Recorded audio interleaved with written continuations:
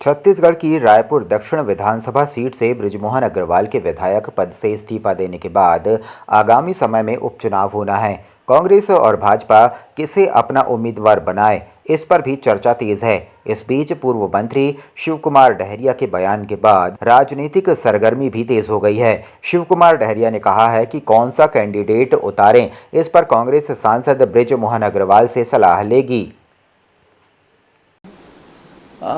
जरूर अच्छा उम्मीदवार वहाँ उतारेंगे और बृजमोहन अग्रवाल से भी पूछेंगे कि किसको कैंडिडेट बनाया जाए।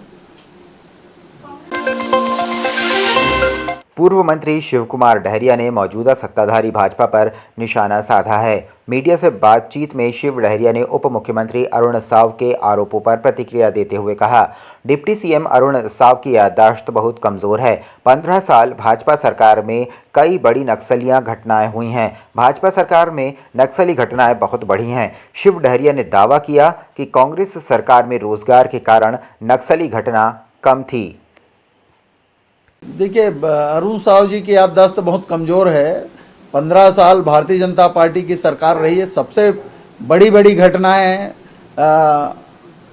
बीजेपी सरकार के समय में हुआ है। रानी बोदली देख लीजिए और बहुत सारे जो घटनाएं हैं, झीरम का कांड हुआ, तो ये सब घटनाएं भारतीय जनता पार्टी के सरकार के समय हुई है। और भारतीय जनता पार्टी के सरकार के समय नक्सली घटनाएं बढ़ी थी। हमारी सरकार, भूपेश बघेल जी की सरकार आने के बाद नक्सली घटनाओं में कमी आई और बहुत कम क्षेत्रों में सिमट कर रह गई थी, जो धीरे धीरे खत्म हो रही थी। अब भाजपा के आने के बाद नक्सली घटनाएं फिर बढ़ गई है। वर्तमान में सरकार जो है वो क्या आपातकाल दिवस मनाए जाने से जुड़े सवाल पर पूर्व मंत्री ने केंद्र की मोदी सरकार पर निशाना साधते हुए कहा कि आपातकाल तो अभी भी लगा हुआ है, कोई सुनवाई नहीं हो रही है। विपक्षियों के खिलाफ केंद्रीय एजेंसियों को लगा दिया गया है। आपातकाल तो अभी लगा हुआ है, देख लीजिए कहाँ किसकी सुनवाई हो रही है। सबके घर में केंद्रीय एजेंसियों को लगा दिया गया है, लेकिन जो स्वतंत्र एजेंसियां हैं वो भारतीय जनता पार्टी के नेतृत्व में काम रही है। तो ये, और प्रेस में भी घोषित सेंसरशिप तो लागू ही है। तो आज आपातकाल चल रहा है, ये और क्या बात करेंगे।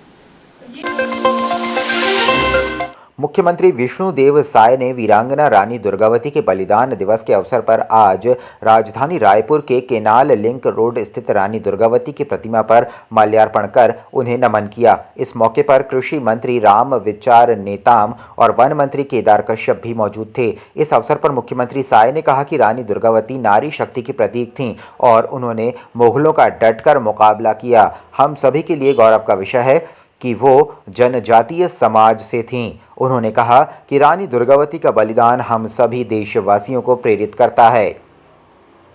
वीरांगना रानी आप लोग व्यवस्थित हो जाएं तो दुर्गावती जी का 460वां बलिदान दिवस है और इस उपलक्ष्य में हम सभी लोग उनको यहाँ पर श्रद्धांजलि देने के लिए एकत्र हुए हैं। और ऐसे अवसर में हमारे छत्तीसगढ़ सरकार के ट्राइबल मंत्री हैं, कृषि मंत्री हैं श्री रामविचार नेताम जी, हमारी छत्तीसगढ़ सरकार के वन और जल संसाधन मंत्री श्री केदार कश्यप जी हैं, हमारे एसटी मोर्चा के प्रदेश के अध्यक्ष विकास मरकाम जी हैं और हमारे पार्टी के पदाधिकारी हैं और हमारे ट्राइबल समाज के सभी वरिष्ठ जन यहाँ पर हैं। सब मिलकर आज वीरांगना रानी दुर्गावती जी को श्रद्धांजलि दिए हैं। और रानी दुर्गावती जी नारी शक्ति की प्रतीक थी। उन्होंने मुगलों से डटकर लोहा लिया और हम लोगों के लिए गौरव का विषय है कि वो आदिवासी समाज से थी। लोकसभा सत्र की शुरुआत में नीट पेपर लीक के मामले को लेकर सीएम ने कहा कि लोकसभा का सत्र शुरू हो रहा है। नीट के मामले को लेकर मुख्यमंत्री विष्णुदेव साय ने कहा कि उस पर कार्रवाई हो चुकी है, जांच के आदेश दे दिए गए हैं। अब उसमें तो कार्रवाई हो गई है ना, उसमें जांच का भी आदेश हो गया है और जो उसमें पदाधिकारी वगैरह थे वो हटा दिए गए।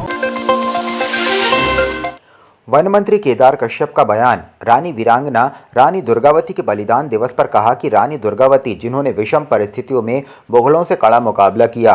आदिवासी समाज देश में सब कुछ न्यौछावर करता है, चाहे वह मुगलों के खिलाफ हो या अंग्रेजों के खिलाफ। भविष्य के निर्माण के लिए आदिवासी समाज हमेशा काम करता रहेगा। रानी दुर्गावती, जिन्होंने विषम परिस्थिति में मुगलों से कड़ा मुकाबला लिया और आदिवासी समाज देश के लिए अपना सब कुछ न्यौछावर करता है, चाहे वो मुगलों से लड़ाई हो, चाहे अंग्रेजों से लड़ाई हो, हमेशा अपना सब कुछ न्यौछावर करके, बलिदान दे करके भी वो भावी पीढ़ी के निर्माण के लिए एक बहुत बड़ा संदेश हमारे आदिवासी समाज ने दिया है। और ऐसे हमारे रानी दुर्गावती जी का आज 460 बलिदान दिवस है। उनके इस बलिदान से हमारा समाज प्रेरणा लेकर के आगे बढ़े, देश की रक्षा में अपना सब कुछ न्यौछावर करे और देश का मान सम्मान पूरे देश और अंतर्राष्ट्रीय पटल पर रखने का काम करे। ये प्रेरणा उनसे हमको प्राप्त होती है। नक्सलियों के पास से नकली नोट मिलने के सवाल पर मंत्री केदार कश्यप ने कहा, जब से भाजपा की सरकार बनी है तब से नक्सलियों के हौसले पस्त हो गए हैं। हमारे जवान नक्सलियों के खिलाफ लगातार कार्रवाई कर रहे हैं। हम अब भी नक्सलियों से कहते हैं कि उनको बुलेट छोड़कर वैलेट से जुड़ना चाहिए। भारतीय जनता पार्टी की सरकार जब से बनी है तब से नक्सलियों के हौसले पस्त हुए हैं। लगातार चाहे रोड ओपनिंग का मामला हो, चाहे वहाँ पर हमारे कहते हैं जिस तरीके से पुलिस के जवान अंदरूनी क्षेत्र में जा कर के नक्सलियों को मार गिराने का काम कर रहे हैं, उसके साथ साथ छापा मार करके उनसे जो भी इस तरह की सामग्री है उनसे जब्त कर रहे हैं और जनता के बीच में ये लाने का कोशिश कर रहे हैं। तो ये एक बहुत अच्छा संदेश है और निश्चित तौर से हमने तो पहले ही कहा कि वो बुलेट छोड़ करके बैलेट को अपनाएं और आने वाले समय में हमारा छत्तीसगढ़ देश का नक्सल मुक्त और सर्वश्रेष्ठ राज्य के रूप में पहचाना जाए। कांग्रेस की हार की समीक्षा पर केदार कश्यप ने कहा, दीपक बैज को नैतिकता के आधार पर इस्तीफा दे देना चाहिए। उनके नेतृत्व में कांग्रेस लगातार हार रही है, आगे भी हारेगी। दीपक बैज जी को तो स्वमेव इस्तीफा देना चाहिए यदि उनमें नैतिकता है तो। विधानसभा में करारी हार, लोकसभा में करारी हार, और यही स्थिति रही दीपक बैज रहेंगे तो अभी आने वाले जो स्थानीय चुनाव होंगे उसमें भी करारी हार होगी।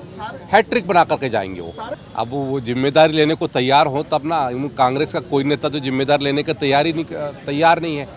अभी इतने चुनाव निकलते जा रहे हैं, वो आपस में समीक्षा ही नहीं करते। ना विधानसभा की समीक्षा हुई, ना लोकसभा की समीक्षा हुई, क्योंकि उनको मालूम था कि वो निश्चित तौर पे हार रहे हैं, तो समीक्षा लेने का औचित्य नहीं। ठीक है, बहुत धन्यवाद।